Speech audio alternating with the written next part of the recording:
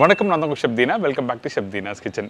இன்றைக்கி நம்ம கிச்சனில் பார்க்க போகுது 2 அருமையான பிரேக்ஃபாஸ்ட் ரெசிபி பார்க்க போகிறோம். அதில் ஃபஸ்ட்டு பார்க்க போகிற ரெசிபி என்னென்னா ரவா தோசை.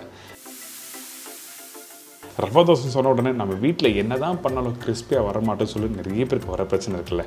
இந்த ரவா தோசை கிறிஸ்பியாக வர்றதுக்கு நம்ம என்ன பண்ண போகிறோம், கரெக்டான ரேஷியோ என்னன்னு சொல்லிட்டு தெளிவாக பார்க்க போகிறோம் இந்த வீடியோவில்.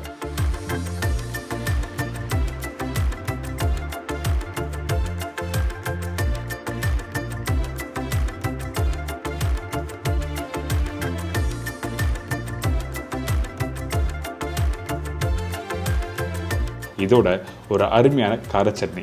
கார சட்னினா நிறைய விதமான கார சட்னி இருக்கு. ஆனால் இன்றைக்கி நம்ம பார்க்க போது செட்னா ஸ்டைலில் பண்ணுற கார சட்னி.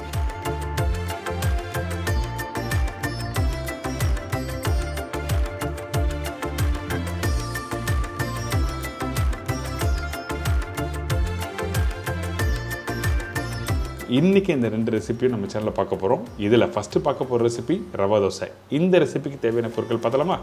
ரவை தோசைக்கு தேவையான பொருட்கள்: ரவை 250 கிராம், அரிசி மாவு 100 கிராம், மைதா 50 கிராம், வெங்காயம் 1 நம்பர், பச்சை மிளகாய் 1 நம்பர், வெள்ளை எள்ளு 1 டீஸ்பூன், இடித்த மிளகு 1 டீஸ்பூன், சீரகம் 1 டீஸ்பூன், கருவேப்பிலை சிறிதளவு, கொத்தமல்லி தேவையான அளவு, பெருங்காயம் 1/4 டீஸ்பூன், உப்பு தேவையான அளவு, ஆயில் குக் பண்ணுறதுக்கு தேவையான அளவு. இதாங்க இந்த ரெசிபிக்கு தேவையான பொருட்கள். இந்த ரவா தோசை பண்ணுறதுக்கு கரெக்டான மெஷர்மெண்ட் ரொம்ப இம்பார்ட்டன்ட். அதனால் இன்றைக்கி நம்ம என்ன பண்ண போகிறோம், நான் சொன்ன இன்க்ரீடியன்ஸ் எல்லாத்தையும் ஒன்றா போட்டு மிக்ஸ் பண்ண போகிறோம். நார்மலாக ரவா தோசை பண்ணும்போது நிறைய பேர் தயிர் போடுவாங்கள்ல. ஆனால் இந்த ரெசிப்பியில் தயிர் போடாமல் ஃபஸ்ட் எடுத்துன்னு ரவை, அதுக்கப்புறம் அரிசி மாவு, மைதா, இடித்த மிளகு முழு மிளகும் போடலாம், ஒன்றும் தவறு எதுவுமே இல்லை. ஆனால் இந்த மாதிரி இடித்து போடும்போது உங்களுக்கு சாப்பிட்றதுக்கு நல்லாயிருக்கும். அதனால தான் இடித்து போட்டிருக்கேன். இதுக்கு பிறகு சீரகம், பச்சை மிளகாய். இந்த பச்சை மிளகாய் யூஸ் பண்ணும்போது நல்லா பொடிசாக கட் பண்ணி போடுங்க. அதே டைமில் கொஞ்சம் வெள்ளை எள்ளு போட்டிருக்கேன். நார்மலாக ரவா தோசை பண்ணும்போது எள்ளு நிறைய பேர் யூஸ் பண்ண மாட்டாங்க. ஆனால் ரவா தோசையில் எள்ளு போட்டு பாருங்கள், சூப்பராக இருக்கும், சாப்பிடும்போது நல்லாயிருக்கும். இதுக்கு பிறகு பெருங்காயம், உப்பு, கொத்தமல்லி, பச்சை கருவேப்பிலை, பொடிசாக கட் பண்ணி வச்சுருக்க வெங்காயம். இந்த எல்லா இன்க்ரீடியன்ஸும் ஒன்றா போட்டு நல்லா மிக்ஸ் பண்ணுங்கள். அந்த உப்போட அளவு எல்லாத்தையும் கரெக்டாக மிக்ஸ் பண்ணி முடித்த பிறகு கொஞ்சமாக தண்ணி ஊற்றி நல்லா கரைக்க போகிறோம். எடுத்த உடனே அதிகமான தண்ணி வேண்டாம். ஏன் கேட்டினா இந்த இடத்துல மைதா யூஸ் பண்ணியிருக்கோம். மைதா யூஸ் பண்ணுற இடத்துல எடுத்த உடனே தண்ணி ஊற்றினா உங்களுக்கு கரைக்கிறது கொஞ்சம் கஷ்டமாக இருக்கும். அதனால் கொஞ்சமாக தண்ணி ஊற்றி நல்லா கெட்டியான பக்குவத்தில் கரைச்சிருங்க.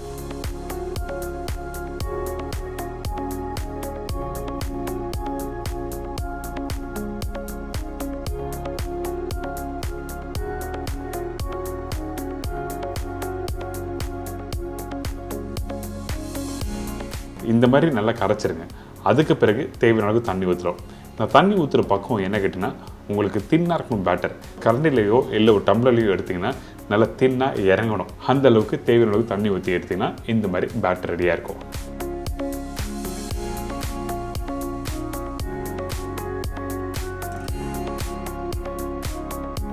பார்த்தீங்களா, கரண்டிலேருந்து எடுக்கும்போது தண்ணியாக கீழே இறங்குதில்ல, இந்த மாதிரி தான் இருக்கணும் பேட்டர். இதுக்கு பிறகு இந்த தோசைக்கல்லை ஃபஸ்ட்டு சீசன் பண்ணோம். அதனால் கொஞ்சமாக எண்ணெய் ஊற்றி வெங்காயம் போட்டு நல்லா தேய்ச்சிருங்க. தேய்ச்ச பிறகு ஒரு கண்டில் மாவு எடுத்துக்கங்க. எடுத்து மேலோட்டம் அப்படி ஊற்றுனீங்கன்னா அங்கங்கே ஸ்ப்ரெட் ஆகி வரும். அப்படியே பள்ளமாக ஓட்டையாக இருக்கும். அதுக்கு பிறகு கொஞ்சம் நல்லா வேகட்டும். வெந்த பிறகு, அதாவது ஒரு 50 to 60% வெந்து வர டைமில் கொஞ்சமாக எண்ணெய் அப்படிலாம் நெய் நீங்கள் போடலாம். போட்ட பிறகு திருப்பியும் ஒரு செகண்ட் நல்லா வேகட்டும். அதுக்கு பிறகு நல்லா கிறிஸ்பியாக வேணும்னு நினச்சிங்கன்னா அந்த டைமில் அந்த மேலே இருக்க மாவை நல்லா அப்படி அழுத்தி தேய்க்கணும். தேய்ச்சிங்கன்னா உங்களுக்கு நல்லா கிறிஸ்பியாக வரும். அப்படியும் இல்லைன்னா கொஞ்சம் எக்ஸஸாக இருக்க மாவை நீங்கள் எடுத்துடலாம். எடுத்திங்கன்னா இந்த மாதிரி கிறிஸ்பியான ரவா தோசை கிடைக்கும் உங்களுக்கு.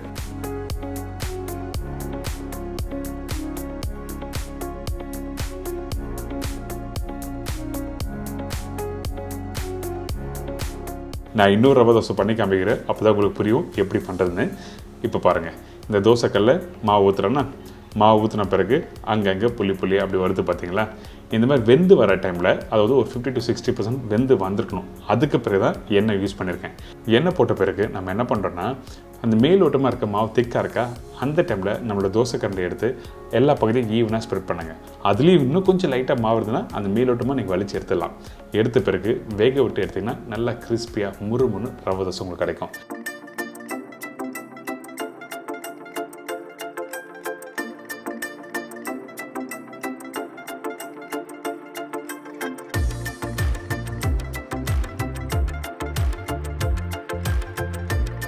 இன்றைக்கி நம்ம சேனலில் ஒரு சூப்பரான ரவை தோசை எப்படி பண்ணுறது பார்த்துருப்பீங்க. இதை தொடர்ந்து கார சட்னி எப்படி பண்ணுறது பார்க்க போகிறோம். இந்த ரெசிபிக்கு தேவையான பொருட்கள் பார்த்துடலாமா? அதுக்கு முன்னாடி நம்ம சேனலில் நிறைய பேர் வீடியோ பார்த்து வீட்டில் ட்ரை பண்ணுற சொல்கிறாங்க.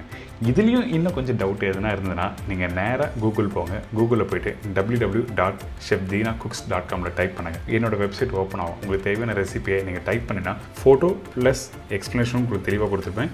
கார சட்னிக்கு தேவையான பொருட்கள்: பெரிய சைஸ் வெங்காயம் 2 நம்பர், பெரிய சைஸ் தக்காளி 3 நம்பர், காய்ந்த மிளகாய் 15 நம்பர், இஞ்சி சின்ன துண்டு, பூண்டு 15-20 பல்லு, கருவேப்பிலை தேவையான அளவு, கொத்தமல்லி தேவையான அளவு, மஞ்சத்தூள் சிறிதளவு, சில்லி பவுடர் 1/2 டீஸ்பூன், கடுகு 1/4 டீஸ்பூன், உளுத்தம்பருப்பு தாளிப்புக்கு தேவையான அளவு, உப்பு தேவையான அளவு, நல்லெண்ணெய் குக் பண்ணுறதுக்கு தேவையான அளவு. இதங்க இந்த ரெசிபிக்கு தேவையான பொருட்கள். இந்த கார சட்னி நம்ம நார்மலாக நிறைய விதமான கார சட்னி பண்ணியிருப்போம். ஆனால் இன்றைக்கி நம்ம பார்க்க போது செட்னா ஸ்டைலில் பண்ணுற கார சட்னி தான் நான் சொன்னேன்ல. இதில் கடலைப்பருப்பு உளுத்தம்பருப்பு எதுவுமே போடாமல் டைரெக்டாக நம்ம என்ன பண்ணுறோன்னா இந்த இஞ்சி பூண்டு காஞ்ச மிளகாய் கருவேப்பிலை இதெல்லாம் போட்டு நல்லா வதங்கணும். அதுக்கு பிறகு வெங்காயம் போடுறோம். உளுத்தம்பருப்பு யூஸ் பண்ணுவேன், ஆனால் இந்த இடத்துல தாளிக்கிறதுக்கு மட்டும்தான் உளுத்தம்பருப்பு யூஸ் பண்ணுவேன். அதுக்கு பிறகு வெங்காயம் வந்து 2 மடங்குனா தக்காளி 3 மடங்கு யூஸ் பண்ணியிருப்பேன்.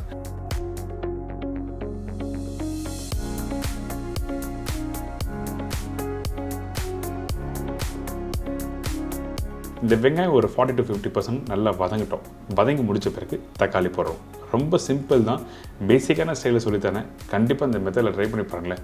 காரசாரமாக அந்த புளிப்பு தன்மையோட நல்லா சூப்பராக இருக்கும். ஏன்னா தக்காளி கொஞ்சம் அதிகமாக போட்டிருக்கோம்.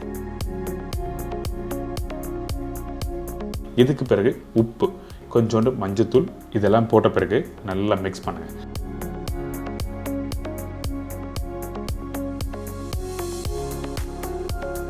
கொஞ்சம் கொத்தமல்லி போட்டு திருப்பி 2 நிமிஷம் நல்லா வதங்குறோம்.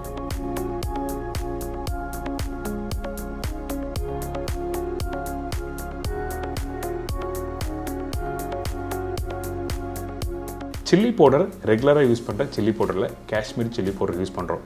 எதுக்காக இந்த இடத்துல காஷ்மீரி சில்லி பவுடர் யூஸ் பண்ணுற கேட்டினா கலர் நம்மளுக்கு நல்லா வேணும். அதனால தான் காஷ்மீரி சில்லி பவுடர் போடுறோம். காரத்துக்கு காஞ்ச மிளகாய் நம்ம நிறைய போட்டிருக்கோம். ஸோ இந்த மாதிரி எல்லாத்தையும் போட்டு நல்லா வதக்கிட்டு அதுக்கு பிறகு நம்ம என்ன பண்ணுறோம், சூடு ஆறட்டும், மிக்ஸி ஜாரில் போட்டு அரைக்க ஆரம்பிக்கிறோம்.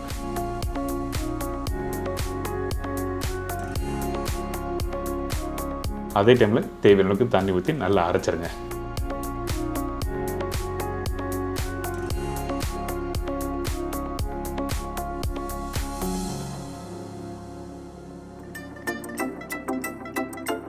இப்போ ரெடி ஆகிடுச்சு. இப்போ நம்ம என்ன பண்ணுறோம், தாளிப்பு போட போகிறோம். நார்மலாக நீங்கள் வீட்டில் சட்னி பண்ணும்போது என்ன பண்ணுவீங்க, அரைச்ச சட்னியில் தாளிப்பு கொட்டி அப்படியே மிக்ஸ் பண்ணி எடுத்து சர்வ் பண்ணுவீங்க.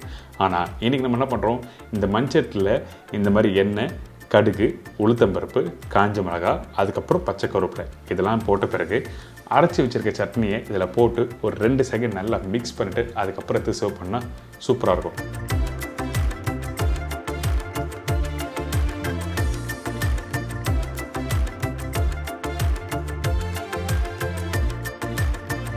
ஸோ இன்றைக்கி நம்ம சேனலில் ஒரு அருமையான கார சட்னி எப்படி பண்ணுறது எல்லாம் தெரிஞ்சிருக்கோம்.